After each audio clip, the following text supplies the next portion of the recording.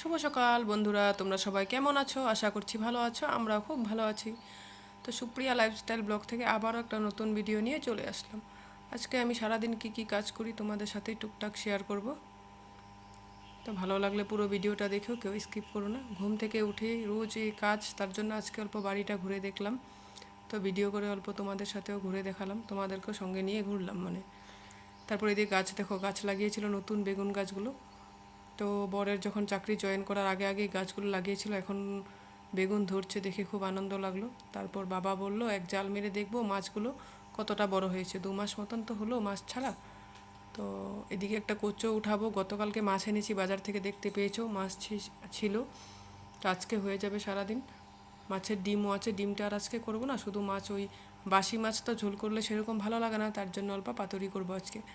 তো বাবাকে বললাম এদিকে মাছের দানা দিয়েছে খেতে, এই দেখো মাছের খাবার খাচ্ছে। তো একটা পুকুর থেকে একটা কচু তুলে দাও। তো বাবা যখন জলে নেমেছে তো একবারে নিয়ে এসো। তো তারপর এই যে দেখো পুরো শিকড় একদম জানোই মাটিতে লেগে থাকে, খুব কষ্ট হয় তুলতে। তারপর বাবা এদিকে যে কচুটা তুলে নিল, ওইদিকে দাদাভাই তো জানে না, ও ঘুমিয়েছিল। তখন বাজে সকাল 7টা 20, ও উঠলো, তারপর বলে ডাকছে মেয়েকে। মেয়ে বললো যে আমরা এখানে আসো, তারপর ও এসে যে কচুটা নিয়ে গেল।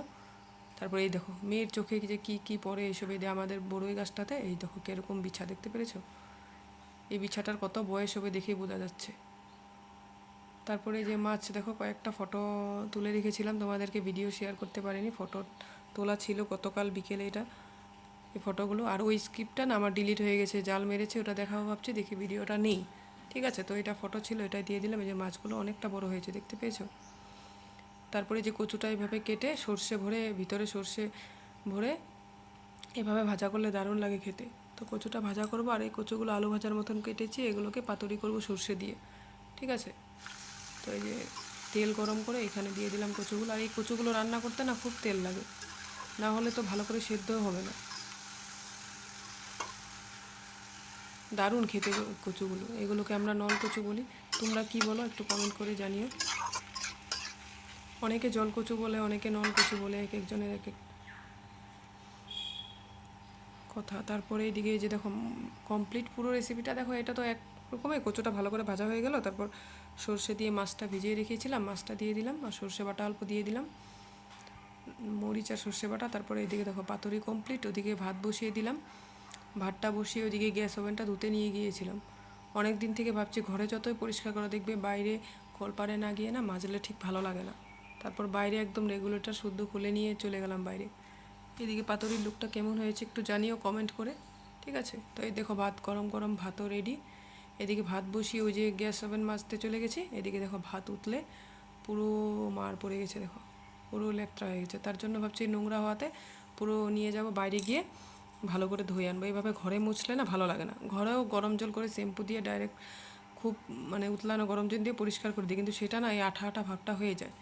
আর গ্যাসের আঠাটা না খুব খারাপ, তেল ছিটে হয়ে যায়, জানো টাইলসগুলো খুব নোংরা লাগে দেখতে। তার জন্য এদিকে সব রান্না বান্না শেষ করে এগুলো অল্প পরিষ্কার করব। এগুলোকে একদম যে শ্যাম্পু দিয়ে স্টিল রুল দিয়ে পুরো ভালো করে পরিষ্কার করব। অনেকে কি বলে জানো তো বন্ধুরা, বাড়িতে তো লোক নেই তো কিসের এত কাজ, শুধু তো ওই রান্না খাওয়া। আরে এতগুলো যে ঘর আছে সেগুলো তো পরিষ্কার করতে হবে একা হাতে। আর গ্রামের বাড়ি অল্প কাজ বেশি, জানো, বড় বড় উঠোন এসে এগুলো ঝাড় দেওয়া। তারপর মেয়ে আছে, ঠাকুর ঘর আছে, শ্বশুর বাবা আছে, বর আছে, 4টা মানুষের কাপড় ধুতে হয় একা। রান্না বান্না খাওয়া অনেকটা কাজ থাকে জানো। তারপর টুকটাক মোবাইলের কাজ করছি, বিকেল হলে তো জানো লাইভ নিয়ে 2-2.5 ঘন্টা কেটে যায়। তো সেই সময়টাও তো হিসাব করতে হবে না। তাই লোকের কথা বলে লাভ নেই, নিজের বাড়ির লোক তো বলে না, লোকে তো বলবে, মুখ আছে বলবে, সেই কথা বলে লাভ নেই। তারপরে এদিকে এগুলো পরিষ্কার করে নিই। এই দেখো পুরো পরিষ্কার করার পর আর এনার্জি থাকেনি ভিডিও করতে, তার জন্য আর ভিডিও করিনি। ঠিক আছে, তো ভিডিওটা ভালো লাগলে একটা লাইক কমেন্ট সাবস্ক্রাইব করে আমার পাশে থেকে কেউ ভিডিওটা স্কিপ করো না। তো আজকে ভিডিওটা এই পর্যন্তই করেছি। তোমরাও সবাই ভালো থেকো, সুস্থ থেকো আর সাবধানে থেকো। দেখতে পাচ্ছ পুরো মুখ দেখা যাচ্ছে, আজকে এত সুন্দর করে টাইলসগুলো পরিষ্কার করেছি, দেখেও ভালো লাগছে। আর বাড়িঘর পরিষ্কার থাকলে না নিশ্চিন্তে ঘুমটা হয়, আমার তো খুব ভালো লাগে বাড়িঘর পরিষ্কার থাকলে, ঘুমটাও যেন বেশি হয়। তো আজকের ভিডিওটা এই পর্যন্ত।